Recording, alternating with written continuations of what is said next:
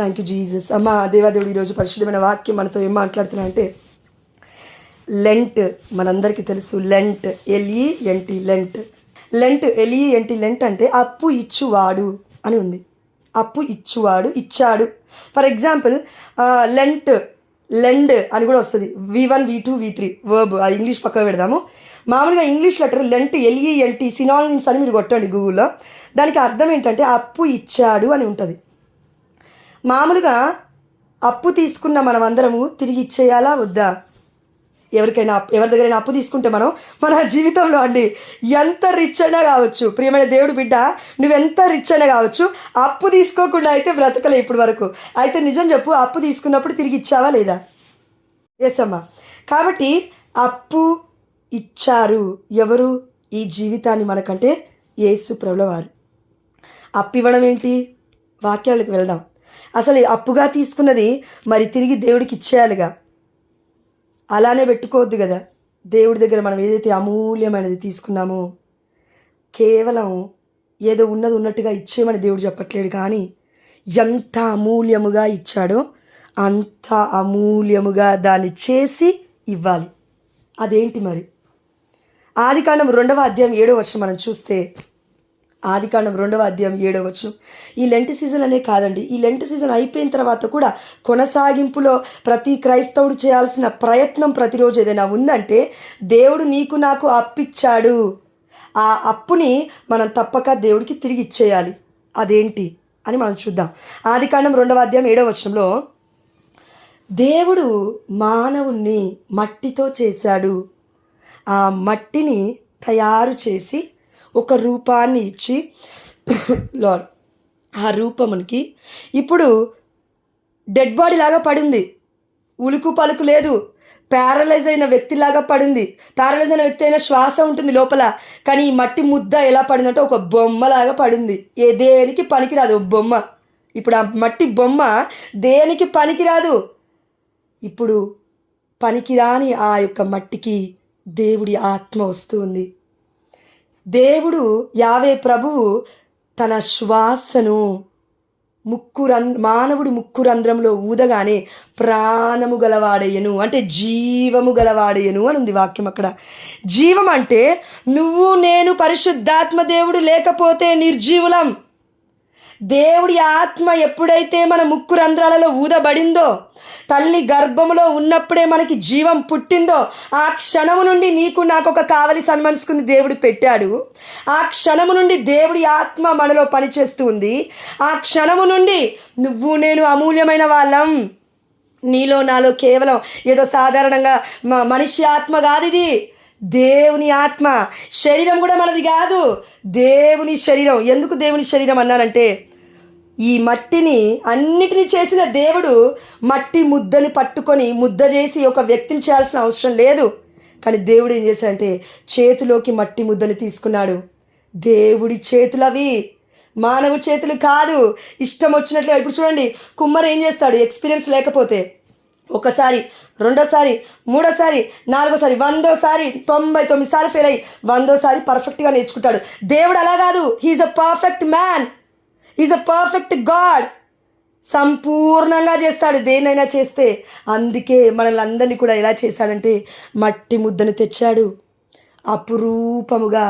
ఎవరో పోలికలలో చేయలే, దుష్టుడు పోలికలలో చేయడే. ఆల్రెడీ పరలోక రాజు నుంచి వాడు గెంటేయబడ్డాడు ఈ లోకంలోకి. కానీ దేవుడు దుష్టుడి పోలికల్లో మనం చేయలే. వాక్యం చూసాము ఆదికాండం 1వ అధ్యాయం 27వ వచనంలో, దేవుడు తన పోలికలో మన పోలికలో ఇప్పుడు బిడ్డని చేద్దామని ముగ్గురు కలిసి, పితా పుత్ర పరిశుద్ధాత్మ దేవుడు కలిసి ఒకే పని చేస్తూ ఉన్నారు.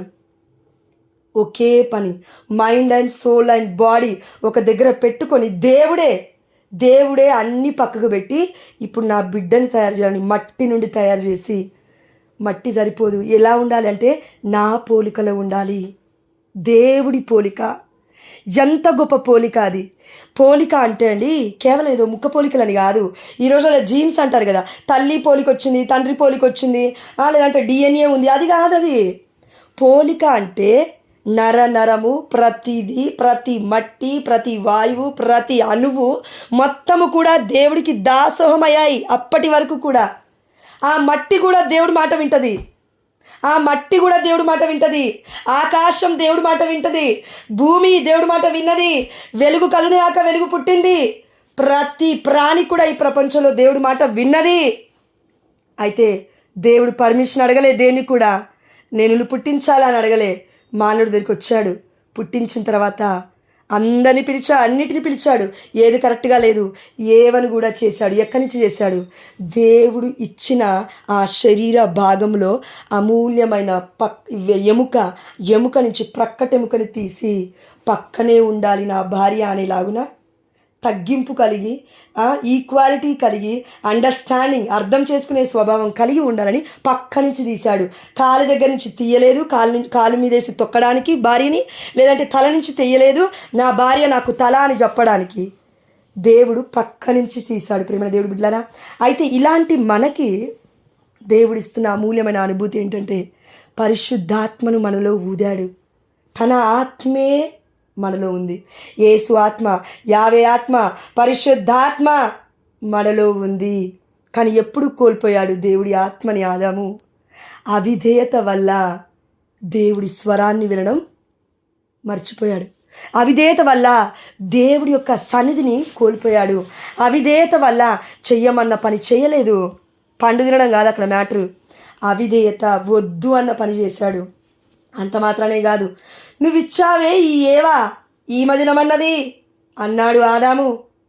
నువ్వు భర్తవైతే ప్రక్కటెముక, ఈమె నా దేహములో దేహము, ఈమె నా వాయువులో వాయువు, ఇంకేదో పాట పాడాడు కదా, అదే పాట కంటిన్యూ చేస్తుంటే బాగుండేది. తప్పు చేసిన తర్వాత కూడా చేయలే. ఏమన్నాడు? ఈమె నాకు ఇచ్చావు చూడు నువ్వు ఆ స్త్రీని. అవునా?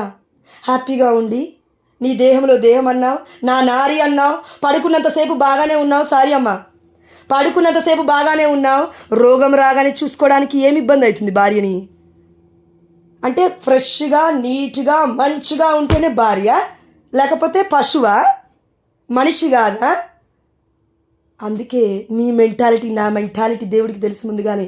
అందుకే దేవుడు పిచ్చి వాళ్ళలాగా చేయలే మనల్ని. తన రూపురేఖలలో, తన ముఖ పోలికలలో అంతకు మించి తన ఆత్మనే ఇచ్చేశాడు. తనకు తానుగా మనలోనే ఉంటున్నాడు. ఇంకా ఇంతకన్నా ఎక్కువగా ఇక అసలు దేవుడు లేరుగా. దేవుడు ఒక్కడే. ప్రతి మానవుడు క్రైస్తవుడే. ప్రతి మానవుడు క్రీస్తే. ప్రతి మానవుల్లో దేవుడు ఉన్నాడు. అన్యుడైనగా, ముస్లిం అయినగా, క్రిస్టియన్ అయినగా, whatever it may be, దేవుడే సృష్టించాడు. యావే ప్రభువు, తండ్రి, కుమార, పరిశుద్ధాత్మ ముగ్గురు ఒక్కరే. ఇదే సత్యం. ఆది నుండి దేవాదేవుడు ఉన్నాడు. కాబట్టి ప్రియమైన దేవుడు బిడ్డలారా, ఇంకా వాక్యంలోకి మనం వెళ్తే, శరీరం దేవుడిచ్చాడు, ఈ మట్టిని దేవుడు చేశాడు, ఆత్మ కూడా దేవుడు ఊదాడు. ఇది అప్పుగా తీసుకున్నాం నువ్వు నేను. అయితే అప్పు అంటే ఏమంటావు అంటే మనం అడిగితే ఇవ్వడం అప్పు. కానీ దేవుడు తన అమూల్యమైన బిడ్డలుగా ఈ ప్రపంచాన్ని మొత్తం ఏలమని అధికారాన్ని ఇస్తే, ఆ అధికారానికి దేవుడి యొక్క మాటకి విధేయత చూపించకుండా అధికారాన్ని కోల్పోయాం, ఆ ఆత్మని కోల్పోయాం మెల్లమెల్లగా. ఇప్పుడు నిర్జీవముగా శరీరం ఉన్నప్పటికీ చచ్చిపోయినట్టే. శరీరం ఉన్నప్పటికీ చచ్చిపోయినట్టే. ప్యారలైజ్ అయిన వ్యక్తి, బ్రెయిన్ డెడ్ అయిన వ్యక్తి, లేదంటే ఏదైనా పేషెంట్ హాస్పిటల్లో ఉన్నాడు, ఐసీలో ఉన్నాడు, వెంటిలేటర్లో ఉన్నావు, ఏం కదలతలేవు, కానీ హార్ట్ బీట్ ఒక్కటి పనిచేస్తుంది. తేడా ఉందా లేదా? జీవముతో నడుస్తున్న వాడికి, బెడ్ మీద కదలకుండా 4-5 ఏళ్ళు లేదంటే 10 ఏళ్ళు కోమాలోకి వెళ్ళిపోయినాడికి తేడా ఉంది. సేమ్ ఇదే పరిస్థితిలో ఉన్నాం. ఇప్పుడు మొట్టమొదటి ఆదాము ఎలాంటి పరిస్థితిలో ఉండే అంటే మంచిగా దేవుడితో నడుస్తూ ఉన్నాడు. తోటలో దేవుడి స్వరాన్ని గొప్పగా వింటున్నాడు. భయమే లేదు అప్పటి వరకు. ఆనందంగా ఉన్నాడు. తోట మొత్తం తిరగచ్చు. సడన్గా పాపము చేశాడు, అవిధేయత చూపించాడు. ఇప్పుడు భయపడుతున్నాడు. ఆదాము ఎక్కడా అంటే, ఇదిగో నేను దాక్కున్నానని పలుకుతూ ఉన్నాడు. నీ భయమే, నీ యొక్క పాపమే నిన్ను దాపెడుతుంది, బయటికి రానివ్వదు. వామ్మో వాళ్ళు వస్తారేమో, వామ్మో వీళ్ళు వస్తారేమో, అమ్మో చర్చికి వెళ్తే ఎట్లా, వాళ్ళు ఎవరో కలుస్తారేమో. ఎప్పుడు భయం. పాపం ఉన్నవాడు భయపడతాడు. దేవుడికి అధిపేత చూపించిన వాడు భయపడతాడు. ప్రేమైన దేవుడు బిడ్డ. కాబట్టి ఆ దేవాదేవుడు చెప్తున్నాడు, నీకిచ్చిన నాకిచ్చిన శరీరం దేవుడు కృప. నువ్వు నేను అప్పు కూడా కాదు. కరెక్ట్గా లిటరల్ చెప్పాలంటే ఇది it's a deep then that. దానికన్నా లోతైన మాట ఇంకేదైనా ఉంటే చెప్పండి ఇంకా గూగుల్లో, నాకైతే తెలీదు. లెంట్ కన్నా గొప్ప మాట దీనికి ఉంది మన జీవితాలకి. అందుకే మన నుదుటి మీద స్లీవ గుర్తు వేసినప్పుడు ఫాదర్ గారు వాళ్ళు ఒక మాట అంటూ ఉంటారు కదా, దాని తర్వాత మనం ప్రేయర్ అనుకున్నప్పుడు, అంటే అందరికీ తెలియకపోవచ్చు అండి, కొంతమందికే తెలిసి ఉండొచ్చు. స్లీవ గుర్తే ఎందుకు వేయాలి? స్లీవ రక్షణ, క్రాస్ రక్షణ, విమోచన, విడుదల. ఉపవాస కాలం మొత్తం నువ్వు నేను 40 రోజులు చేయడానికి, మంచి నిష్టగా ఉండడానికి ఒక గురువు వచ్చి మనల్ని దీవిస్తూ మన యొక్క నుదుటి పైన అది వేసినప్పుడు పవర్ అనేది ప్రొడ్యూస్ అవుతుంది. పిత పుత్ర పవిత్రాత్మ నామమున ఆమేన్ అన్నప్పుడు పిత సర్వేశ్వరుడు, పుత్ర సర్వేశ్వరుడు, పరిశుద్ధాత్మ సర్వేశ్వరుడు భుజముల మీద ఉండి నీకు నాకు బలాన్ని ఇస్తాడు. పైనుండి ఆజ్ఞాపిస్తుంటాడు. హృదయం దగ్గర ఉండి ఏం చేయాలో ఏం చేయకూడదో హృదయశుద్ధి కలిగి జీవించాలి అని పదే పదే పదే మాట్లాడుతూ ఉంటాడు. అందుకే పితాపుత్ర పరిశుద్ధాత్మ నామాన్ని మనం పదే పదే ఉచ్చరిస్తూ అడిగినప్పుడు దాంట్లో ఉన్న పవరే వేరు, శక్తి వేరు. కాబట్టి ప్రియమైన దేవుడు బిడ్డలారా, ఇప్పుడు ఈ శరీరం మనది కాదు, ఈ ఆత్మ మనది కాదు. మరి ఇంకెందుకు బ్రతకాలి ఈ లోకంలో? అసలు ఈ బ్రతుకు ఎందుకు? మరి ఇది ఎలాంటి శరీరం, ఇది ఎలాంటి ఆత్మ? దేవుడిచ్చినప్పుడు పరిశుద్ధమైన శరీరం. ఎలా చెప్పొచ్చు? దేవుడు పట్టుకొని చేశాడు అమూల్యముగా తన చేతులలో. చూడండి, పరిశుద్ధాత్మదేవ అభిషేకం అభిషేకం అని అంటున్నప్పుడు పరిశుద్ధాత్మ దేవుడు వస్తేనే మనం ఎంతో ఆనందపడిపోతాం. అలాంటిది దేవుడు మన దగ్గరే ఉండి, పరిశుద్ధాత్మ దేవుడు, తండ్రి దేవుడు, యేసుప్రభువు ముగ్గురు కలిసి నిన్ను నన్ను పట్టుకొని చేస్తూ ఉన్నప్పుడు ఆత్మ ఉన్నాడు, శరీరం పరిశుద్ధపరపబడుతుంది, ప్రతి అణువణువు కూడా దేవుడిలో మమేకమై ఐక్యమై ఉంటుంది. ఇంత పరిశుద్ధత మనకుంది. పుట్టినప్పుడు తల్లి గర్భంలో మనం ఆ యొక్క శ్వాసని పొందుకున్నప్పుడు దేవుడి కృప చొప్పున ఇలాంటి పరిశుద్ధమైన శరీరాన్ని, ఇలాంటి పరిశుద్ధమైన దేవుడి ఆత్మను మరి పరిశుద్ధంగా ఉంచామా? ఉంచట్లేమో. అందుకే ఈ లోకంలో బానిసత్వంలో మనం బ్రతుకుతున్నాం. అధికారం దేవుడిచ్చాడు, అవిధేయత ద్వారా మనం బానిసత్వాన్ని కొని తెచ్చుకుంటూ ఉన్నాము. అందుకే ప్రియమైన దేవుడి బిడ్డలారా, మనం అందరం ఒకసారి ఆలోచిస్తే, మీరు గూగుల్లో కూడా చూడండి అమ్మా, మన ప్రతి ఒక్కరిలో కూడా, ప్రతి మానవుడిలో కూడా, క్రైస్తవుడని కాదు, ప్రతి మానవుడిలో, నేను గ్రూప్లో పెట్టాను, మీరు చూసారో లేదు ఇందాకలా, స్లీవ గుర్తుంది ఇన్బిల్ట్, అది లోపల ఉండింది అట్లే. దానికి అర్థం ఏంటంటే నేను చదువుతాను, ఒక్కసారి విందురాగండి, నేను రాసుకున్నాను, అది ఉంది. ఇట్స్ సైంటిఫికల్ ప్రూఫ్ అనమాట. అది నేను చదువుతాను, వినండి తల్లి. ఏ క్రాస్ ఇన్సైడ్ యువర్ బాడీ. మనందరి మనుషులలో ప్రతి ఒక్క శరీరములో క్రాస్ అంటే స్లీవ అనేది ఉంది లోపల. Inside your body is a protein called laminin. ఒక ప్రోటీన్ పేరు, మన యొక్క బాడీని, మన యొక్క దేహాన్ని మొత్తం పోషిస్తున్న ఒక ప్రోటీన్. అంటే ఇప్పుడు డి విటమిన్ ఉంటుంది, సి విటమిన్ ఉంటుంది, అలా ఒక ప్రోటీన్ ఏదైతే మనం ఆహారం తిన్న తర్వాత మనకి ఆహార పదార్థాలు మొత్తం జీర్ణమైపోయిన తర్వాత దాని శక్తి మనకి ప్రొడ్యూస్ అవుతుందో శరీరానికి, అలా ఒక లామినిన్ అనే ఒక ప్రోటీన్ ఉంటుందంట. It's like A glue that holds your body together. అంటే గ్లూ అనగా అర్థం ఏంటంటే బంక. బంక అంటే ఇప్పుడు మన బంక కూడా కదండి, దాని ఏమన్నా కరెక్ట్గా జిగురు. ఎస్, జిగురు ఏం చేస్తుంది? ఒకదాన్ని ఇంకొకదాన్ని పక్క పెట్టి దాని మధ్యలో జిగురు పెట్టామనుకో, రెండింటిని అతకొడుతుంది. కరెక్ట్ చెప్పాలంటే రెండింటిని అతికిస్తుంది. అట్లనే మన బాడీలో ఉన్న ప్రతి పార్ట్ కూడా అన్నీ అతికి ఒకదానికొకటి అతుక్కొని ఒక మంచి సీక్వెన్స్లో ఉన్నాయి, సీరియల్ ఆర్డర్లో ఉన్నాయి. సీరియల్ అంటే వేరే సీరియల్ కాదు, మంచి సీక్వెన్స్లో ఉన్నాయి, ఒకదాని తర్వాత ఒకటి ఇట్లుండాలి. ఇక్కడ ఇప్పుడు పొట్ట ఉంది, పొట్ట కింద ఇట్లా ఉండాలి, పొట్ట పైన ఇట్లుండాలి. ఆర్గాన్స్, అవయవాల గురించి కాదు, లోపల ఉన్న కణాల ఆ యొక్క పరిణామము అవి ఉన్న విధి విధానం గురించి ఆ దేవదేవుడు మాట్లాడుతున్నాడు. దాని పేరే అది ఎలా ఉంటుందంటే, అది ఏ రూపంలో ఉంటుందంటే లిటరలీ చెప్తారండి. ఒకటి, మనందరిలో తల్లిదండ్రులది డిఎన్ఏ ఉంటుందా? అదేవిధంగా ప్రతి మానవుడికి దేవుడి డిఎన్ఏ అంటే క్రాస్, దేవుడి యొక్క స్లీవ గుర్తు ఇన్బిల్ట్ అలా ఉంది. అందుకే నేను అది పెట్టాను, అది చూడండి మీరు ఒకసారి. When a scientist looked at it under A microscope. మరి ఇది ఎవరమ్మా ప్రూవ్ చేసింది అని అంటే ఒక సైంటిస్టే చెప్పాడు, మైక్రోస్కోప్లో చూశాడు. It was shaped like A cross. అంటే అచ్చము పరిశుద్ధమైన స్లీవ వలె ఉంది అని చూశారు వాళ్ళు. అందుకే ప్రియమైన దేవుడి బిడ్డలారా, పరిశుద్ధమైన గ్రంథంలో ఒక వాక్యం ఉంది, కొలస్సీలకు రాసిన లేఖ 1వ అధ్యాయం 17వ వచనము. కొలస్సీలకు రాసిన లేఖ 1వ అధ్యాయము 17వ వచనము. ఆయన అన్నిటికంటే ముందుగా ఉన్నవాడు. ఆయన అన్నిటికంటే ముందుగా ఉన్నవాడు. ఆయనయే సమస్తమునకు ఆధారభూతుడు. ఆయనే అన్నిటికంటే ముందుగా ఉన్నవాడంటే మట్టి కంటే ముందున్నాడు. నిన్ను నన్ను పుట్టించక ముందంటే ముందున్నాడు. నీకు నాకు అవయవాలు లేకముంటే ముందున్నాడు. ఈ ప్రపంచం లేక ముందున్నాడు. ఎగ్జిస్టెన్స్లో దేవుడు ఉన్నాడు. కాబట్టి ఈవెన్ మన శరీరంలో ఈ యొక్క మట్టిని తీసుకొని ముద్ద చేసేటప్పుడు దేవుడు ఇన్బిల్ట్గా తన యొక్క గుర్తుని పెట్టేశాడు. అదేంటంటే సాతానుగాడు భయపడడానికి స్లీవా. గజ్జును వణుకుతాడంట స్లీవ గుర్తు వేస్తే మనం. సాతానుగాడు ఉండడాడు. కానీ విశ్వాసముతో వేస్తున్నామా అది గుర్తుపెట్టుకోవాలి. కాబట్టి ప్రియమైన దేవుడి బిడ్డలారా, ఆయన అన్నిటికంటే ముందుగా నీలో నాలోనే ఉన్నాడు. మనుషులు చేస్తూ ఉన్నాడు, ఉండిపోయాడు. ఇప్పుడు ఆయనే సమస్తమునకు ఆధారభూతుడు. అయ్యో, ఆదాముని ఎందుకండి దేవుడు అలా శిక్షించాడు? దేవుడు ఎంత ఇష్టపడి చేశాడు తెలుసా? దేవుడు ఎంత ప్రేమించాడు తెలుసా?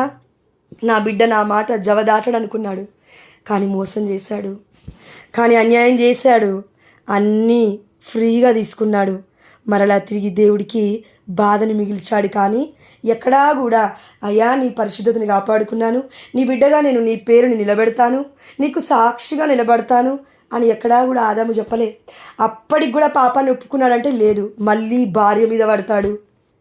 భార్య ఏమో పోయి పాము మీద పడుతుంది. ఇదిగో ఈ సాతాను, ఈ సర్పం చేసింది. మనలో చాలామందికి కామన్గా వచ్చే ఆన్సర్ ఏంటి తెలుసా?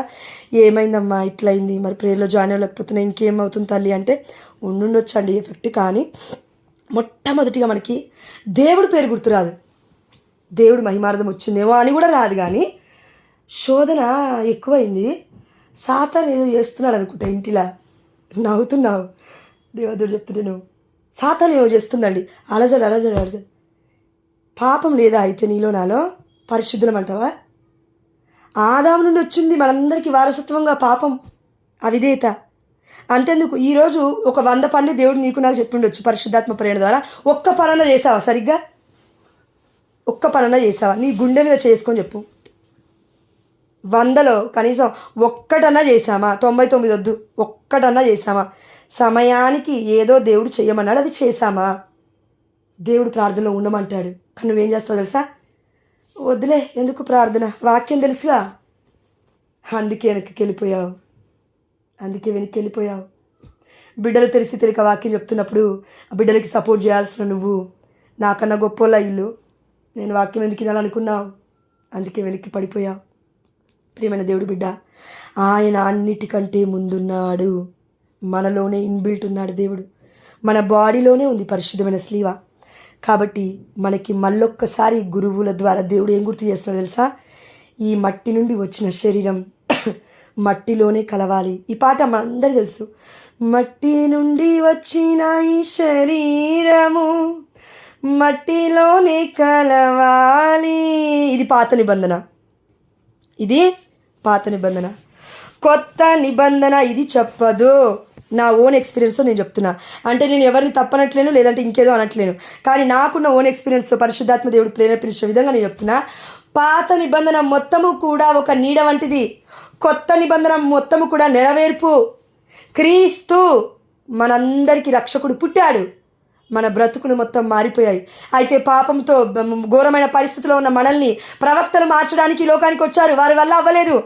న్యాయాధిపతుల్ని దేవుడు నియమించాడు, వారి వల్ల అవ్వలేదు. రాజుల్ని దేవుడు నియమించాడు, వారి వల్ల అవ్వలేదు. యావే ఆత్మ అందరి మీదకి దిగి వస్తుంది, వారి వల్ల అవ్వలేదు. ఉండలేకపోయారు, ఎవరు కూడా దేవుడితో అంత గొప్పగా ఉండలేకపోయారు. కానీ కొంతమంది మాత్రమే ఉన్నారు. వారెవరు? ఏలియా దేవుడితో ఉన్నాడు కాబట్టి అగ్ని రథముల ద్వారా పరలోక రాజ్యానికి కొనుపోబడ్డాడు. మరి శరీరం నిష్ప్రయోజనం అవ్వలేదేంటి? ఏలియా శవం దొరికిందని ప్రపంచం చెప్పట్లేదేంటి? హానోకు కనబడలేదు అంటే హానోకు ఆత్మ శరీరంలో తీసుకెళ్ళాడనే అర్థం కదా దేవుడు. అంటే శరీరము మట్టిలోకి వెళ్ళకూడదు. ఇట్స్ ట్రూ, అందరి శరీరాలు మట్టిలోకి వెళ్ళావు. అలా వెళ్ళేదైతే మరియ తల్లిని ఆ దేవాదేవుడు ఆత్మ శరీరములతో ఎందుకు లేవనెత్తాడు? మరలా మనందరికీ ప్రపంచానికి కన్నతలైన కథోలిక శ్రీసభలో ప్రతి సంవత్సరం పండుగ జరిపించుకుంటూ పరలోక భూలోక రాజ్ఞి మా అమ్మ మరియ తల్లి అని దేవాదేవుడు ఎందుకు ప్రకటిస్తున్నాడు? నేను దేవుడి గురించి మాట్లాడట్లేదు, ఎందుకంటే దేవుడికి అన్ని సాధ్యమే. కానీ కేవలం సాధారణంగా మనుషులుగా జీవించిన వాళ్ళు ఏలియా, హానోకు, దాని తర్వాత వాళ్ళకి కూడా అమ్మ మరియ తల్లి తల్లే, దేవుడికే తల్లి. ఆ తల్లిని కూడా దేవుడు ఊరికే ఇక్కడ విడిచిపెట్టలేదు, ఆత్మ శరీరములతో తీసుకువెళ్ళాడు. అంటే శరీరాన్ని పూడ్చిపెట్టలేదు, దొరకలేదు. లిటరలీ చెప్పాలంటే అంతెందుకండి, ఒక మాట గుర్తుపెట్టుకుందాం. పాత నిబంధనలో ఎలీషా చనిపోయాడు. చనిపోయిన తర్వాత ఆయనను పాతి పెట్టిన ఎన్నో సంవత్సరాలకి ఆయన ఎముకలు ఒకటే మిగిలిపోయాయి. ఎముకలు మిగిలిన తర్వాత ఒకరోజు ఏదో యుద్ధం జరుగుతున్నప్పుడు ఈ యొక్క ఇజ్రాయేల్ ప్రజలు ముందుకు వస్తున్నప్పుడు 2వ రాజుల గ్రంథంలో 13వ అధ్యాయం అక్కడ ఉంటుందండి. ఒక వ్యక్తిని అక్కడి నుంచి తరుముకొస్తున్నారని చేసి ఒక వ్యక్తి శవాన్ని తీసుకొచ్చి అక్కడ వాము వాళ్ళు వచ్చి ఈ యొక్క ఆపోజిట్గా వస్తున్న వాళ్ళు మమ్మల్ని ఎక్కడ, ఇజ్రాయేల్ ప్రజలు ఎక్కడ మమ్మల్ని పట్టుకుంటారో, మమ్మల్ని ఎక్కడ చంపేస్తారో, మా మీదకి ఎక్కడ యుద్ధం చేస్తారో వీళ్ళని భయపడిపోయి ఒక చనిపోయిన ఇజ్రాయేలుని అక్కడ విడిచిపెట్టేసి ఉరుకుతున్నారు వాళ్ళు వెనక్కి. ఉరికేసరికి ఈ చచ్చిపోయిన శవము ఎలీషా ఎముకల మీద పడింది. అక్కడ పాతిపెట్ట మీద ప్లేస్లో ఎముకల మీద జస్ట్ పడింది. ఆ శవం మొత్తం లేచి కూర్చుంది. ఎవరు? చచ్చిపోయిన వ్యక్తి యొక్క శవము లేచి కూర్చున్నాడు ప్రాణంతో. వామ్మో, ఇదేంటిది? ఒక ప్రవక్త ఎముకలు తాకితే ఇంత పవరా? ఒక మనిషి యొక్క ఎముకలు తాకితే ఇంత పవరా? ఆ ఎముకలలో ఏముంది? దేవుడి శక్తి ఉంది. మట్టిని ఎవరు చేశారు? దేవుడు చేశాడు. ఎముకలు ఎవరు చేశారు? దేవుడు చేశాడు. యెహెజ్కేలు గ్రంథం 37వ అధ్యాయంలో మనం చూసినాం. ఇదిగో యెహెజ్కేలు, ఇక్కడికి రా, ఈ కొండలోకి రా, ఈ లోయలోకి రా. అయితే ఇప్పుడు నువ్వు చేయాల్సింది ఏంటి తెలుసా? ఎంతోమంది బిడ్డలు వణుకుతున్నారు, గడగడ వణికిపోతున్నారు, లోపల మొత్తం ఎముకలు మొత్తం కూడా నశించిపోతున్నాయి, నిర్జీవులుగా ఉన్నారు. అయితే వీరికి చెప్పు, ప్రవచనము చెప్పు, ఊపిరి నేను ప్రవచనాన్ని పలుకుతున్నా అని చెప్పు, ఎముకల్లారా నేను ప్రవచనాన్ని పలుకుతున్నా అని చెప్పు. ప్రతి నరము కండరాలు ప్రతిది కూడా పునరుద్ధరించుకొని మరలా మాంసపు పూడ్చుకొని ఇదిగో జీవవంతులుగా వారు మహాసైన్యమైరి అని మనం పరిశుద్ధమైన గ్రంథంలో చూస్తున్నాం. నువ్వు నేను కూడా నిర్జీవులుగా ఉన్నప్పుడు జరగాల్సింది ఏంటంటే వాక్యము లోపలికి వెళ్తున్నప్పుడు, వాక్యము చదువుతున్నప్పుడు జీవాత్మల సంయోగ స్థానము వరకు, కీళ్ళు మధ్య చేరు వరకు, ప్రతి నరములోకి, ప్రతి రక్తపు బొట్టులోకి, ప్రతి ఎముకలోకి ఇది చొచ్చుకొని పోతుంది. కాబట్టి శక్తి అనేది ఉద్భవిస్తుంది. ఆ శక్తి పేరే స్లీవా, క్రాస్, జీసస్. కాబట్టి ప్రియమైన దేవుడు బిడ్డలారా, మరి ఎలీషా ఎముకలను తాకితేనే ఒక వ్యక్తి బ్రతికాడంటే, ఒక శవమే లేచి కూర్చుందంటే, అంటే అమ్మ డైరెక్ట్గా కరెక్ట్గా ఆలోచించు, బుద్ధుంది నీకు నాకు, కరెక్ట్గా ఆలోచించు, పిచ్చి పిచ్చి ఆలోచనలు కాదవి. దేవుడు ఒక్కడే, యేసయ్య మాత్రమే. దేవుడు అనుకుంటే ఉన్నది లేనట్టుగా, లేనిది ఉన్నట్టుగా, మూస్తే తెరిచేటోడు లేదు, తెరిస్తే మూసేటోడు లేడు. కానీ నా విశ్వాసమే అటు ఇటు కొట్టుమిట్టాడుతున్నావేమో చూసుకో. ఎవరి దగ్గరికి వెళ్తున్నావు? అనిల దగ్గరికి. ఎక్కడెక్కడ పోయి ఏం చేపించుకుంటున్నావు? పిచ్చి పిచ్చి ఆలోచనలు పెట్టుకోకు. విగ్రహారాధనది. తిరిగి దేవుడి దగ్గరికి రావాలి. మొత్తం బంజాయి. దారాలు గీరాలు, ఇంటికి గుమ్మడికాయలు, పొట్లకాయలు, ఇంకేమైనా కాయలు వద్దు, బంజాయి. దేవదేవుడు చెప్తున్నాడు, గిష్టి లేదు. చెప్పులు తిప్పేసుకోవడాలు, మెడ మీదకి వెళ్ళి, కాళ్ళ మీదకి వెళ్ళి, చేతుల మీదకి వెళ్ళి, చీర కట్టుకున్నాను, అమ్మో నేను బాగున్నాను, అందరూ నన్ను చూశారు, దిష్టి లేదు, పాడు లేదు. స్లీవ గుర్తేసుకో, పడుకో, అంత బాగానే ఉంటుంది. నీలో నాలో ఆలోచనలో ఉంది కుళ్ళు కుతంత్రం అంతా, అవిశ్వాసం అంతా. కాబట్టి ప్రియమైన దేవుడు బిడ్డలారా, ఆనాడు ఎలీషా ఎముకలను తాకిన చచ్చిన శవము జీవముతో లేచింది. అయితే ఎముకకి అంత శక్తి ఉంటే మరి ఈ ఎముకని చేసిన, ఈ ఎలీషా గారిని చేసిన దేవుడికి ఎంత శక్తి ఉండాలి? అందుకే కొత్త నిబంధనలో యేసు రక్తము, దేహము మనలోకి స్వీకరించినప్పుడు నిర్జీవముగా ఉన్న మనము జీవముతో లేపబడుతున్నాము. అన్ని అన్ని అన్ని అన్ని అవయవాలలోకి యేసయ్య రక్తము, యేసయ్య దేహం మొత్తం ఇమిడి అయిపోతూ ఉన్నాయి. అయ్యో, ఇప్పుడు ఎందుకండి? మరి ఆదికాండంలో ఆల్రెడీ దేవుడు ఇచ్చాడుగా. కోల్పోయాముగా పరిశుద్ధతను, అవిధేయత ద్వారా కోల్పోయాము కదా దీవెనను, అవిధేయత ద్వారా పిచ్చి పిచ్చి మాటలు మాట్లాడే ద్వారా నోటికున్న అభిషేకాన్ని కోల్పోతున్నాముగా. చూపులు, చూడకూడని సీరియళ్ళు, చూడకూడని సినిమాలు, చూడకూడని లస్ట్ఫుల్ వీడియోస్, ఇవన్నీ చూసి కనులని అపరిశుద్ధం చేసుకున్నావు, దేహాన్ని అపరిశుద్ధం చేసుకున్నావు, అక్రమ సంబంధాల వల్ల అపరిశుద్ధం చేసుకున్నావు, పిచ్చి పిచ్చి ఆలోచన వల్ల అపరిశుద్ధంగా చేసుకున్నావు. మొత్తం దేహం మొత్తం కుళ్ళు బట్టి కంపు కొట్టినట్టుగా లేకపోతే ఎలా ఉంటుంది? ఇప్పుడు ఈ శరీరాన్ని దగ్గరికి వచ్చి ప్రార్థన చేస్తేనా ఎవరికైనా లేచి కూర్చుంటారు వాళ్ళు? నో. అందుకే దేవుడు ఏమన్నాడు? నా బిడ్డలు మరణించినను జీవవంతులే, నా బిడ్డలు మరణించినను జీవవంతులే. అందుకే ప్రేమ దేవుడు బిడ్డలారా, పునీతుల మధ్యస్థ ప్రార్థనలు ఎందుకు అడుగుతాం? స్టిల్ ఇప్పటివరకు కూడా గోవాలో ఫ్రాన్సిస్ జేవియర్ పునీత శౌరి గారి ఆ యొక్క దేహాన్ని పవిత్ర దేహం అంటాం, కానీ శవమనం. ఒక పునీతున్నే మనం పవిత్రమైన దేహం అంటాం, శవమనం. అలాంటిది ఈనాడు ఉన్న అన్యులు, ఈ రోజుల్లో ఉన్న కొంతమంది బిడ్డలు అన్యుల వరకు ఎందుకు? నువ్వు నేనే ఉన్నాం. మన క్రియలు క్రీస్తుని చూపించడంట్లే. దానికి అర్థమేంటి తెలుసా? మన క్రియలు క్రీస్తుని చూపించడం లేదు, ప్రేమని చూపించడం లేదు. దానికి అర్థం ఏంటంటే, ఇదిగో చాలామంది అంటున్నమాట, గా స్లీవ మీద 4 మేకులు లాక్కోలేకపోయాడు, చచ్చిన శవంలాగా పడి ఉన్నాడు, ఈయనంట ప్రపంచానికి కాపాడుతాడంట. వాళ్ళు అనడం కాదు, నువ్వంటున్నావు నీ క్రియ ద్వారా, నేనంటున్నాను నా బ్రతుకు ద్వారా. దేవుడే లేడు మన బ్రతుకులలో, పరివర్తనే లేదు మన బ్రతుకులలో, నోరు తెరిచి ప్రార్థనే లేదు మన బ్రతుకులలో, నోరు తెరిచి క్షమించయ్యా అని అనడమే లేదు మన బ్రతుకులలో.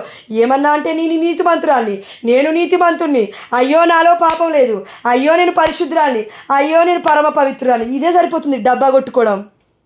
కానీ దేవుడు అంటున్నాడు, అయ్యా ఇది నీ శరీరం, ఇది నీ ఆత్మ. ఒక్క బిడ్డ అయినా మొరపెడుతుందా అని చూస్తూ ఉన్నాడు. ఆనాడు దేవుడు ఆదాము దగ్గర మిస్ అయిన దాన్ని అబ్రహాము దగ్గర పొందుకున్నాడు. అందుకే గొప్ప ఆశీర్వాదం, ఎంత గొప్ప ఆశీర్వాదం తెలుసా అబ్రహాంకి ఇచ్చింది? మామూలు ఆశీర్వాదం కాదది. భూరేణువులు చూడండి, ఇసుక మట్టి, ఇసుక అంటే ఇసుకతో సంతానాన్ని పోల్చాడు. అదేవిధంగా ఆకాశంలో ఉన్న నక్షత్రములతో సంతానాన్ని పోలుస్తున్నాడు.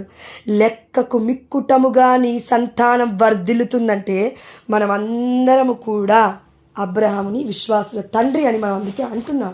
లెక్కకు మించి లెక్కలేదు ఆయన సంతతి. మనం అందరం కూడా విశ్వాసపాత్రులుగా ఉంటేనే, అవిశ్వాసంలో ఉంటే కాదు.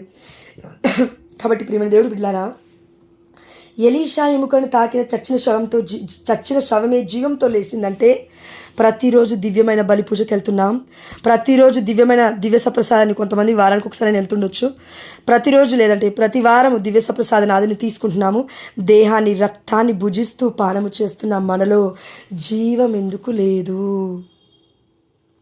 నేనే మార్గము, నేనే సత్యము, నేనే జీవము. యోహాను సువార్త 14వ అధ్యాయం 6వ వచనము. I am the life. జీవితం, దేవుడే జీవితం. జీవం ఉంటేనే బ్రతుకు. చూడండి, ఇప్పుడు బ్రతికి లేము అనుకుందాం, బ్రతికి లేకుండా ఆస్తులు ఎందుకు, అంతస్తులు ఎందుకు, ఆరోగ్యం ఎందుకు, ముక్కుకి పోగులు ఎందుకు, బంగారం ఎందుకు, బీరువాలలో వజ్రవైడూర్యాలు ఎందుకు, లేదంటే పట్టు వస్త్రాలు ఎందుకు ఇవన్నీ, కార్లు ఎందుకు, బైక్లు ఎందుకు, ఇదంతా అసలు బ్రతికెందుకు? జీవితంలో ఇవన్నీ అవసరాలు మాత్రమే, జస్ట్ ఉపయోగకరం. కానీ దేవుడు లేకపోతే ఊపిరే లేనట్టు, దేవుడు లేకపోతే సమస్తము లేనట్టే. ఎన్ని ఉన్నా కూడా దేవుడు లేకపోతే వాడు వ్యర్థుడే. ఎన్ని ఉన్నా కూడా దేవుని తెలుసుకోకపోతే వాడు అన్యుడే. కాబట్టి ప్రేమ దేవుడు బిడ్డలారా, దేవాదేవుడు మనతో అంటున్నాడు, నీలో నాలో జీవం ఉందా? అయితే క్రీస్తు ఉన్నాడు. అందుకే ఇంకా కూడా జీవంలో ఉన్నాం మనం. ఇప్పుడు ఆ పాపాన్ని పక్కకు పెట్టేసి తట్టుకొని నిలబడాలంటే ఎప్పటి వరకు? 40 రోజులు కాదు, 40 రోజులు కాదమ్మా. ఆనాడు ఐగుప్తు దేశంలో ఇజ్రాయేల్ ప్రజలు 430 ఏండ్లు మగ్గారు, రోదనలు పెట్టారు, అక్రందనలు విడిచారు. అప్పుడు దేవుడికి అబ్రహాము గుర్తొచ్చాడు. వాళ్ళ ముఖాలకి ఎంతమంది ఉన్నారు ఇజ్రాయేల్ ప్రజలు? 6,50,000 మంది కంటే ఎక్కువ మంది ఉన్నారు. 6,50,000 మంది ప్రార్థన దేవుణ్ణి కదిలించలేదు. కానీ అబ్రహాముకి చేసిన ఒక్క వాగ్దానము దేవుడికి జ్ఞప్తికి తెచ్చుకునేలాగా చేసింది. అంటే అబ్రహాము ఏం చేస్తున్నాడు? అప్పటికి చనిపోయినప్పటికీ మొర పెడుతున్నాడు దేవుడికి, పునీతుడి వలె. చచ్చిపోయిన హేబేలు రక్తం మొరపెట్టింది, పునీతుల రక్తం మొరపెడుతుంది దేవుణ్ణి. అందుకే స్టిల్ వీఆర్ అలైవ్. ఇప్పటికైనా మనం కొంతమంది మన దేవుడి పరిచర్య కొంచెమైనా బలంగా చేయగలుగుతున్నామంటే వాళ్ళ మధ్యవర్తిత్వ ప్రార్థనలు. అంతేగాని డైరెక్ట్గా దేవుడి దగ్గర వెళ్తా అంటే పో, ఎట్లా పోతావు నేను కూడా చూస్తా, పో, పాపం పెట్టుకుని ఎట్లా పోతావు, దేవుడిచ్చిన అధికారానికే లోబడట్లేవు, దేవుడిచ్చిన తల్లిదండ్రులకే గౌరవం ఇవ్వట్లేవు, దేవుడిచ్చిన భార్యనే పక్కకు పడేస్తున్నావు, దేవుడిచ్చిన పిల్లల్ని అరే ఎందుకు పుట్టారు వీళ్ళని అంటున్నావు. చాలామందికి సంతానం లేకుండా బాధపడుతున్నారు. బయటికి రా, వచ్చి చూడు, చూసి మాట్లాడు. కాబట్టి ప్రేమ దేవుడు బిడ్డలారా, మనకు ఉన్నదేదో ఉంది, దాన్ని బట్టి మనం ఆనందించాం. ఇది లేదు, ఇది లేదు, ఇది లేదు, ఇది లేదు, నిజంగానే లేదు లేదు లేదు అన్నట్టుగా లేకుండానే అయిపోతుంది నీ నోటి అభిషేకం. మరి అది ఎందుకంటే దేవుడు నీకు నాకు అభిషేకాన్ని బై బర్తే ఇచ్చాడు. నాలుకని చేసింది కూడా దేవుడే, నోరుని చేసింది కూడా దేవుడే, సమస్తాన్ని చేసింది కూడా దేవుడే. దేవుడు పట్టుకున్నాడంటే అభిషేకం. ఆమె హల్లెలూయా. ఆనాడు ఏ విధంగా అయితే 12 సంవత్సరాల నుంచి రక్తస్రావ రోగి బాధపడుతున్నప్పుడు వెళ్ళి యేసయ్యని పట్టుకుందో, ఒకే ఒక్క క్షణం ఆమె విశ్వాసం, 12 సంవత్సరాల బాధ, 12 సంవత్సరాల మనోవేదన దేవుడు చూశాడు. నా బిడ్డకి స్వస్థత ఇస్తా అనుకున్నాడు, దేవుడు ఇచ్చేశాడు. అందుకే ప్రేమ దేవుడి బిడ్డలారా, మనము ఎన్ని అడిగినా కూడా అసలు అందులో ఏం అడుగుతున్నాం, దేన్ని అడుగుతున్నాం? శాశ్వతమైనది. ఇట్స్ ఎ లైఫ్ ఇటర్నల్, శాశ్వతమైనది అడుగమ్మా. ఏదైనా అడిగితే ఈ రోజుల్లో ఈ లోకంలో ఉన్న అందరం అడుగుతామండి, కానీ దేవాదేవుడు ముందే చెప్పాడు, నీకు నాకు పిచ్చి పిచ్చి అని అడక్కు. మత్తయి సువార్త 6:33 మొదటిగా నా నీతిని నా రాజ్యాన్ని అడుగు. అప్పు తీసుకున్న నీతి న్యాయము గలవాడైతే అప్పు తిరిగి తీర్చేయాలి. నీతి, న్యాయము, చీము, నెత్తురు ఇంకేదైనా ఉంటే లోపల బాడీలో తీసుకున్న అప్పు ఇచ్చేయాలి తిరిగి. అది మానవత్వం అంటే. అదేవిధంగా దేవుడి ఆత్మకి, దేవుడి దేహానికి ఇంత అమూల్యత ఉంది. ఇప్పుడు ఈ శరీరము, ఈ ఆత్మ మొత్తం కుళ్ళిపోతున్నాయి. ఎలా? పాపం ద్వారా. మరి ఇప్పుడు దేవుడికి ఇలా ఎలా ఇవ్వాలి మనం అందరము? అందుకే ప్రేమ దేవుడి బిడ్డలారా, దేవుడు చివరిగా మాట్లాడుతున్నాడు. రోమీయులకు రాసిన లేఖ, పునీత పౌలు గారు రోమీయులకు రాసిన లేఖ 12:1 పరిశుద్ధమును దేవునికి ప్రీతికరమును అయిన సజీవ యాగముగా మీ శరీరములను ఆయనకు సమర్పించుకొనుడు. ఎందుకు సమర్పించుకోమని చెప్తున్నాడు పౌలు గారు? దేనికి చెప్పారు పౌలు గారు? మనం అందరం గుర్తుపట్టాలి. ఈ దేహము, ఈ శరీరము, ఈ ఆత్మ, ఈ అవయవాలు, ఈ గర్భము, ఈ పొట్ట, ఈ కాళ్ళు, ఈ చేతులు, ప్రైవేట్ పార్ట్స్ మొత్తము సిగ్గు లేకుండా చెప్పొచ్చు, అన్నీ దేవుడు అమర్చినవే. ఇంకా సిగ్గెందుకు చెప్పడానికి? పరిశుద్ధత కావాలి ఇలా మాట్లాడుకోవాలంటే. సిగ్గెందుకమ్మా? సిగ్గుపడితే డాక్టర్ దగ్గరికి వెళ్ళి ఏం ఆపరేషన్ చేయడు, వెళ్ళిపో అంటాడు. ప్రియమైన దేవుడు బిడ్డలారా, పరమ వైద్యుడు మనల్ని చేశాడు. కనీసం సాక్ష్యం చెప్పేటప్పుడు కూడా సిగ్గును పక్కకు పెట్టి, నాకు ప్రైవేట్ పార్ట్లో ప్రాబ్లం ఉంది, నాకు దేవుడు స్వస్థతని ఇచ్చాడని చెప్తే ఏం పోయిందమ్మా నీకు? అది కూడా చెప్పవా? సిగ్గు మళ్ళా. ప్రియమైన దేవుడు బిడ్డలారా, మరి ఈ పరిశుద్ధమైన ఈ దేహాన్ని, ఈ యొక్క ఈ ఆత్మని, ఈ దేహాన్ని దేవుడు ఎందుకు అడుగుతున్నాడు? చూడండి, ఒక ఎగ్జాంపుల్ మాట్లాడుకుంటే, మంచి పాత్ర, ఒక మంచి గిన్నెలో మంచినీరు పోస్తే ఎలా ఉంటుంది? స్వచ్ఛంగా మంచిగా కనబడుతుంది. అదే మురికి పాత్రే మురికిది. ఆ మురికి పాత్రలో తీసుకొచ్చి మంచి నీళ్ళు పోసా, మొత్తం మురికే, నీళ్ళు కూడా మురికిగానే కనబడతాయి. ఇంతే, 2 ఎగ్జాంపుల్స్. మంచినీరు, పరిశుద్ధాత్మ. దేవుడు మన యొక్క జీవితాలను, మనం పాత్రలుగా దేవుడికి మారాలి. అందుకే దేవుడు తన ఆత్మను పెట్టాడు, సాతాను ఆత్మను పెట్టలే పుట్టుకతో. ఇప్పుడు బ్రతకమని చెప్పాడు, ఈ లోకాన్ని మొత్తం ఏలమని చెప్పాడు. కనుక ఇక జీవించున్నది నేను కాదు, క్రీస్తే నా యందు జీవించుచున్నాడు. పునీత పౌలు గారు అన్నమాట. అందుకే పౌలు గారు అంటున్నారు, నాలో దుష్టుడు జీవిస్తున్నాడని చెప్పలే, ఇక జీవించున్నది నేను కాదు, క్రీస్తే నా యందు జీవించుచున్నాడు. అంటే పరిశుద్ధాత్మ ప్రభావము ఎంత గొప్పగా పౌలు గారిని మార్చేసిందంటే, నువ్వు పౌలు కాదు, నువ్వు క్రీస్తువి, నీలో క్రీస్తే జీవిస్తున్నాడయ్యా స్వయంగా. అందుకే దేవుడు ఒక మాట అన్నాడు, విశ్వసించిన వాడు నాకన్నా అద్భుతమైన కార్యాలు ఇంకెక్కువ చేస్తాడు, కానీ తక్కువ చేస్తాడని దేవుడు చెప్పలేదండి. కాబట్టి ప్రేమ దేవుడు బిడ్డలారా, మనం అందరం గుర్తుపెట్టుకుందాం, మనం మంచి పాత్రలుగా ఉండాలి. దేవుడిస్తున్న మంచి నీరు స్వచ్ఛముగా కనబడాలి, స్ఫటికం ఎలా కనబడుతుంది, డైమండ్ ఎట్లా కనబడుతుంది, షైనీగా అలా ఉండాలి. కానీ ఈ యొక్క దేహంలో ఆత్మ లేకపోతే చచ్చిపోయిన శవం మనం. ఒక్కసారి మనం చచ్చిపోయామంటే ఆత్మ మన దగ్గర నుంచి వెళ్ళిపోయింది కాబట్టి ఆ శరీరాన్ని తీసుకుపోయి పాతి పెడతారు. ఇంట్లో పెట్టుకొని పూజ అయితే చేయరు ఎవరు. కానీ యేసయ్యకు మరియ తల్లి చేసింది. అందరూ నిద్రపోతున్నారు శనివారం రోజున, విశ్రాంతి దినం రోజున. మరియ తల్లి మాత్రం దేవుని స్తుతిస్తుంది. నా బిడ్డ లేస్తాడు, దేవుడుగా లేవబోతున్నాడు. అందుకే శనివారం రోజున అమ్మ మరియ తల్లిని నిష్కలంక మాత హృదయానికి ఎందుకు సమర్పిస్తుంది మన కనతలైన కథోలిక శ్రీసభ అంటే, మరియ తల్లి నిరీక్షణ కలిగి ప్రార్థించింది. తన కుమారుడి కోసం దేవుడి యొక్క చిత్తము తన పట్ల నెరవేరడం కోసం. మనలాగా నిద్రపోలే ఆ తల్లి, నిద్రపోలే, ప్రార్థన చేసింది. చూడండి పౌలు గారు ఏమంటున్నారంటే, ఈ విశ్వాసము చేత మాత్రమే ఈ శరీరంలో ఇప్పుడు నేను నా జీవితాన్ని గడుపుతున్నాను. అంటే ఐఆమ్ ఇన్ రెంటెడ్ హౌస్. ఒక అద్దె ఇల్లుంది, అద్దె ఇంట్లో ఏమి ఇవ్వాలి, డబ్బునిచ్చి నువ్వు అద్దెకు ఉండాలి.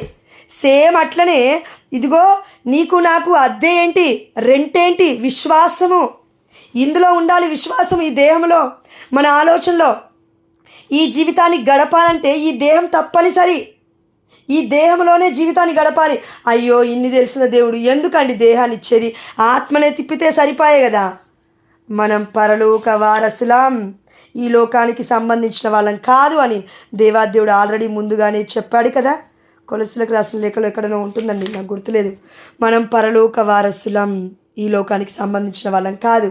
ఎప్పుడైతే నువ్వు ఇది నిజంగా నమ్మవో, పరలోక వారసులం అని నమ్మవో, ఇదే లోకాన్ని పట్టుకుంటావు, ఇదే లోకము జీవితం అనుకుంటావు. ఈ అస్తవ్యస్తమైన జీవితమే బ్రతుకు అనుకొని బెంబెలెత్తిపోయి భయపడిపోయి, రోగమన్నా భయమే, డబ్బు లేకపోయినా భయమే, ఏది లేకపోయినా భయమే, భర్త లేకపోయినా భయమే, భార్య లేకపోయినా భయమే, పిల్లలు పుట్టకపోయినా భయమే, ఇంకేమైనా భయమే. భయం ఎందుకు వచ్చిందంటే దేవుడి మీద ఆధారం లేదు, పరలోక రాజ్యం అంటేనే అవగాహన లేదు. మొత్తమే విశ్వసించిన వాడికి సమస్తము సాధ్యమే. పరలోక రాజ్యం వైపు మీరు చూడండి. పరలోక వస్తువులపై అవగాహన కలిగి జీవించండి అని దేవుడు ఊరికే అనలేదమ్మా. 1 కొరింథీయులకు రాసిన లేఖ 6వ అధ్యాయం 19వ వచనం చూడండి. మీ శరీరము మీ అంది వసించు పవిత్రాత్మకు ఆలయమని మీకు తెలీదా? మనకి దేవుని ఆత్మకి నిలయమని తెలీదా? దేవుడు అందుకే ఇచ్చాడు. ఆత్మ నిలువ ఉండాలి, ఎక్కడో ఒక దగ్గర శరీరం ఉండాలి, నీరు ఒక పాత్రలో వేయాలి, పరిశుద్ధాత్మ దేహంలో ఉండాలి. ఆ దేహమే నీది నాది. ఆ ఆత్మ దేవునిచే వసగబడినది కదా. మీరు మీకు చెందినవారు కారు, తెలుసా? అడుగుతున్నాడు పౌలు గారు మనల్ని. మీరు మీకు చెందినవారు కాదమ్మా. మీ దేహం మీది కాదు, మీ ఆత్మ మీది కాదు, దేవుడు సృష్టించుకున్నాడు. పరలోక రాజ్య వారసులుగా నా బిడ్డలు ఇక్కడ బ్రతకాలి, పరలోక రాజ్యానికి రావడానికి అనేక ఆత్మలను నడిపించాలి. ఆ పని కోసం నేను మిమ్మల్ని పంపించాను.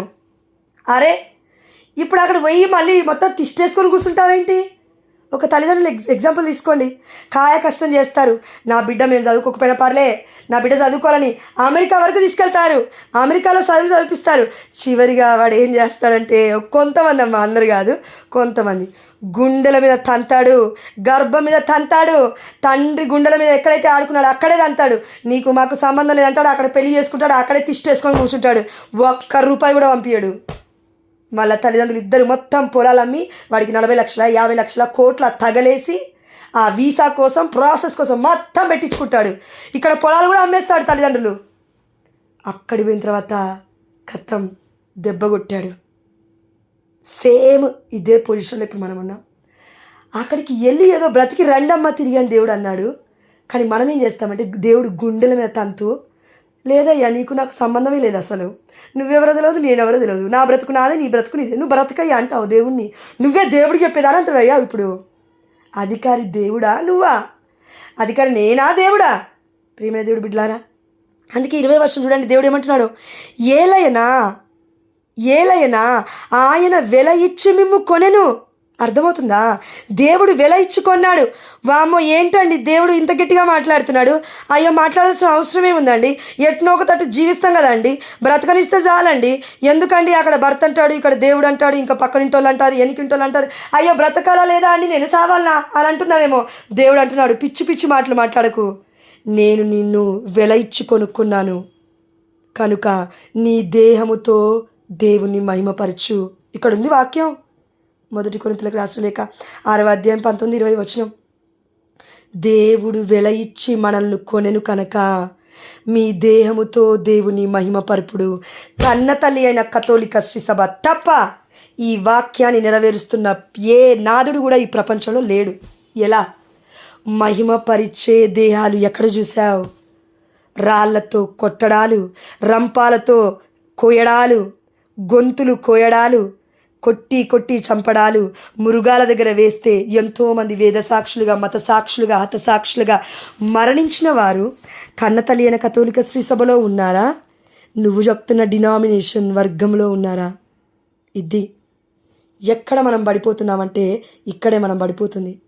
ఏది అశాశ్వతమో అది పట్టుకుంటున్నావు, ఏది శాశ్వతమో అది విడిచిపెడుతున్నావు. అందుకే మనం మనుషులం కాదండి. మట్టిగా పుట్టాను, ఇక మట్టిగా పోతాను, ఇంకెందుకు మట్టి. అవునా మట్టియా? ఈ మట్టికి కూడా చాలా వాల్యూ ఉంది. ఎప్పుడు తెలుసా? ఎప్పుడైతే ఒక రైతు ఆ మట్టి, ఇది ఎర్రమట్ట, ఇది నల్లమట్ట, ఇది ఏ మట్టి, కనకాంబరం తోట వేయాలా, లేదంటే ఏమంటారండి అది పత్తి తోట వేయాలా, లేదంటే మిరప తోట వేయాలా, ఇంకా గోధుమలు వేయాలా, ఇంకే వేయాలి తెలుసుకుంటాడు ఎక్స్పీరియన్స్ ఉన్న వ్యక్తి. దేవుడు కూడా ఈ మట్టిలో మాణిక్యాన్ని పెట్టాడు. మనం మట్టి అయిపోవడానికి రాలే ఈ లోకానికి. అనేకులను దేవుడి యొక్క మహిమ కోసం బ్రతకడానికై పిలవడానికి వచ్చాం. కాబట్టి నా దేహముతో దేవుని మహిమపరచడం అంటే ఒకటి గుర్తుపెట్టుకోండి తల్లి, తప్పుగా అనుకోవద్దు, దయచేసి భయపడద్దు కూడా. దేవుడు 2 వ్యక్తులను చూపించేశాడండి ఆల్రెడీ మన గ్రూప్లోనే. ఇప్పుడు రెగ్యులర్గా జాయిన్ అవుతున్న వాళ్ళని 2ని నేను భయపడిపోయాను. లిటరలీ భయంకరమైన మరణం. ఎవరో కాదు, ఆడవాళ్ళే, 2 ఆడవాళ్ళే, 2 స్త్రీలే. మరణం అంటే అమ్మ రోడ్డు మీకు వెళ్తుంటే ఏదో రోడ్ యాక్సిడెంట్ అయితే చూడు, అట్లా కాదు అది. వాళ్ళు అంత్యకాలములోపు దేవుడి మహిమార్థమై హతసాక్షులుగా మారడానికి అంత ప్రేమని దేవాదేవుని అడుగుతున్నారంట. 2 ఉన్నారు. దేవాదేవుడు చూపించింది నేను చెప్తున్నాను. నేనే చూసి భయపడ్డాను, ఇది కళ నిజమా అని. కొద్దిసేపు దర్శనంలో కూడా దేవుడు చూపించాడు, భయపడిపోయాను. నిద్రలో ఉంటే నువ్వు నమ్మవు కదా ఓ అవివేకి, ఇప్పుడు నేను చూపిస్తాను దేవుడు చూపించాడు. నేను ఒక అక్కకు కూడా ఫోన్ చేసి కనుక్కున్నాను, అక్క ఏంటక్క ఈ కళలకి ఈ దర్శనాలకు అర్థం ఏంటంటే, నువ్వు దేవుని అడుగు చూసినా దేవుడు చెప్తాడని. నాకైతే వెన్నులో భయం పుట్టిందండి, వెన్నులో భయం పుట్టింది. వినడమే తప్ప హతసాక్షులు వేదసాక్షులని జీవించిన విధానం ఎప్పుడు పోలే. దేవుడి కృప అది కూడా. దేవుని ప్రేమిస్తే తప్ప ఈ లోకం మొత్తాన్ని మర్చిపోయి దేవుని పట్టుకోవడం సాధ్యం కాదు. అలా అని ఈ లోకం మొత్తం మర్చిపోతా, నా భర్తని పక్క పెట్టెత్తా, నా పిల్లలు మొత్తం పక్క పెట్టెత్తా, వస్తా దేవుడా వస్తా తీసుకో, అట్లా కాదు. అది నిన్ను ప్రేమించినట్లే నీ పొరుగు వారిని ప్రేమించు. మదర్ తెరీసమ్మ గారు చేసిన పని ఇది. చేయడానికి ప్రేమే పరలోక రాజ్యానికి మార్గము. ఆ ప్రేమే ఈ లోకానికి దేవుణ్ణి మనకి పరిచయం చేసింది. దేవుడి ప్రేమే తన ఏకైక కుమారుని ఈ లోకానికి పంపింది. ప్రేమే మొత్తం ప్రేమతోనే ముడిపడింది. ప్రేమ లేకపోతే ఏది రాదు, ఏది పోదు, ఏది పొందలేవు. ప్రేమే సమస్తం. అద్భుతాలు వద్దు, ప్రేమే కావాలి. కథోలిక శ్రీ సభ మీద ప్రేమ ఉందా? అయితే దేవుని పట్టుకొని అడుగు, ఎందుకు ఇవ్వడం నేను చూస్తా. ప్రాణం పోయేంత వరకు కథోలిక శ్రీ సభ కోసం ప్రార్థన చేసి చూడు. నీ తరతరాలు దేవుడు మ్రోగిపోయేలాగా ఈ ప్రపంచాన్ని మొత్తంగా అదిలిస్తాడు. ఇది నిజం. ప్రేమైన దేవుడు బిడ్డలారా, అలా ఎంతోమంది పునీతులు ఉన్నారు. డినామినేషన్స్లో, వర్గాలలో ఎక్కడా కూడా నువ్వు పునీతుల పేర్లు చూడవు. ఒకవేళ వాళ్ళు ఉన్నా లేకున్నా పునీతులు అయ్యే ఛాన్సే లేదు. ఎందుకు? ఎలీషాని పట్టుకున్న చచ్చిన శవం లేచి కూర్చుంది. యేసయ్యని పొందుకుంటున్న దివ్య సప్రసాద నాదుని స్వీకరిస్తున్న వాళ్ళే అంత్య దినములలో లేపబడతారు. వాక్యం క్లియర్గా స్పష్టంగా ఉంది. యోహాను సువార్త 6వ అధ్యాయము 35వ వచనం 48వ వచనం. అందుకు యేసు నేనే జీవాహారము, జీవమునిచ్చు ఆహారము. ఓకేనా? ఇక్కడ 52వ వచనము, 53వ వచనము, 54వ వచనం చూడండి. నా శరీరమును భుజించి నా రక్తమును పానము చేయువాడు నిత్య జీవం పొందును. చాలామంది ప్రాటెస్టెంట్స్ వాళ్ళు మన దగ్గర ప్రశ్న ఏం అడుగుతారంటే, డైరెక్ట్ వర్డ్ చూపించి అంటాడు. ఈ వాక్యం చూపించు, ఈ వాక్యం కథోలిక సిస్టంలో నువ్వు ఈ వాక్యం చూపించు, వాళ్ళకి ఈ వాక్యం చూపించు. ఏమని అంటే, నా శరీరమును భుజించి నా రక్తమును పానము చేయువాడు నిత్య జీవం పొందును, నేను అంతిమ దినములలో వాణ్ణి లేపుదును. ఇక్కడ ఉంది వాక్యం క్లియర్గా. ఏలైనా నా శరీరం నిజమైన ఆహారం, నా రక్తం నిజమైన పానం. నన్ను భుజించి నా రక్తమును పానము చేయువాడిని నా యందును నేను వాని యందును ఉందుము. ఇంతకన్నా క్లియర్గా వాక్యాలు నీకు నాకు ఎక్కడ కావాలి? సింపుల్ ప్రశ్న, మీరు అడిగే ప్రశ్న పరిశుద్ధాత్మ దేవుడు చెప్తున్నాడు. మరి జోష్న, మరి దేవుడు ఇట్లా మాట్లాడితే అన్యులు, ముస్లిమ్స్లు, క్రైస్తవులు, ఇంకా అసలు దేవుడు అంటే ఎవరో కూడా తెలియదు, మరి వాళ్ళ పరిస్థితి ఏంటి అని నువ్వు నేను అడుగుతుండొచ్చు. వారందరికీ దివ్య ప్రసాదం నాదుడు తెలియదు కదా, దివ్య ప్రసాదం అంటే ఏసే శరీరం అని తెలియదు కదా, రక్తం అంటే తెలియదు కదా. అంటే కనుక దేవుడు ఒక మాట అంటాడండి, తెలియని వాడినైనా దేవుడు కాపాడుతాడేమో కానీ ఏమీ తెలియని వాడినైనా దేవుడు కాపాడుతాడేమో కానీ అన్నీ తెలిసిన వాడు తెలియనట్టుగా నటిస్తే దేవుడు కాపాడడు. ఏమీ తెలియనైనా దేవుడు కృప చొప్పున కాపాడుకుంటాడేమో. చచ్చిపోయే క్షణం ఊపిరి. ఎంతోమంది చూడండి, అనిలు చనిపోయే ముందు రోడ్ల మీద కొంతమంది జ్ఞానస్నానం తీసుకున్న బిడ్డలు క్రైస్తవులు, పితాపుత్ర పవిత్రాత్మ నామంలో దేవుడు నిన్ను దీవించునుగా కానీ జ్ఞానస్నానం ఇస్తారు. మనం అందరం ఇవ్వచ్చు, అది ఎమర్జెన్సీలో మాత్రమే. కనతలేని కథోలిక శ్రీ సభలో జ్ఞానస్నానం పొందుకున్న ప్రతి బిడ్డకి కూడా ఈ కృప దేవుడు ఇచ్చాడు. కథోలిక ట్రెడిషన్లో ఇది ఉంది. చచ్చిపోతున్న వ్యక్తికి అక్కడ గురువు లేడు, అవైలబుల్గా ఎవరు లేరు, అక్కడ చచ్చిపోతున్నాడు ఎవరో కానీ నీకు తెలుసు, అన్యుడైనా పర్లే, వెళ్ళి పితాపుత్ర పరిశుద్ధాత్మ నామంలో ఒక నీటి చుక్క నోట్లై, లేదంటే నుదుటి మీద క్రాస్ అయ్యి సరిపాయి, ఆ క్షణంలో దేవుడు పరలోక రాజ్యానికి తీసుకెళ్తాడు. ఇది నిజం. ఎందుకంటే పరిశుద్ధాత్మ దేవుడితో దేవుడు నింపేస్తాడు కాబట్టి. అదేవిధంగా కన్నతలేని కథోలిక శ్రీ సభలో ఇన్ని తెలిసిన నీకు నాకు ఇప్పటికీ కూడా దేవుడి యొక్క దివ్యస ప్రసాదం, అది యొక్క గొప్పతనం తెలిసినప్పటికీ తెలియనిలాగా నటించామనుకో కష్టం, తీసుకోడు దేవుడు పరలోక రాజ్యానికి. చిన్న పిల్లలకి ఒకలాగా చెప్పాలి, కొంచెం పెద్దగా అవుతుంటే ఇంకోలాగా చెప్పాలి, 30 ఏళ్ళు ఉన్నోడికి ఇంకొక లెక్క చెప్పాలి, మూడేళ్ళు ఉన్న బాబుకి 30 ఏళ్ళు ఉన్నోడికి ఒకే లెక్క చెప్పినా మనకు అర్థం కాదు, పిచ్చంటారు మనకే. ముసలోడికి అదేవిధంగా మధ్యస్థగా ఉన్నోడికి ఒకేలాగా చెప్పడానికి అర్థం కాదు. ఎవరికి ఎక్కడ ఎట్లా ఏం చెప్పాలో అది చెప్పాలి. అట్లనే పరిశుద్ధమైన గ్రంథము దేవాదేవుడు ఎవరికి ఎప్పుడు ఎక్కడ ఎలా వివరించాలో అలా వివరిస్తాడు. అనిలున్నారా, అనిల కోసం మాట్లాడమంటాడు. ప్రొటెస్టెంట్స్ ఉన్నారా, ప్రొటెస్టెంట్స్ గురించి మాట్లాడమంటాడు. కథోలికులు ఉన్నారా, కానీ కథోలికేతరులుగా జీవిస్తున్నారా, వారితో ఒక విధంగా దేవుడు మాట్లాడిపిస్తాడు. ఇది దేవుడి పరిశుద్ధాత్మ అంటే.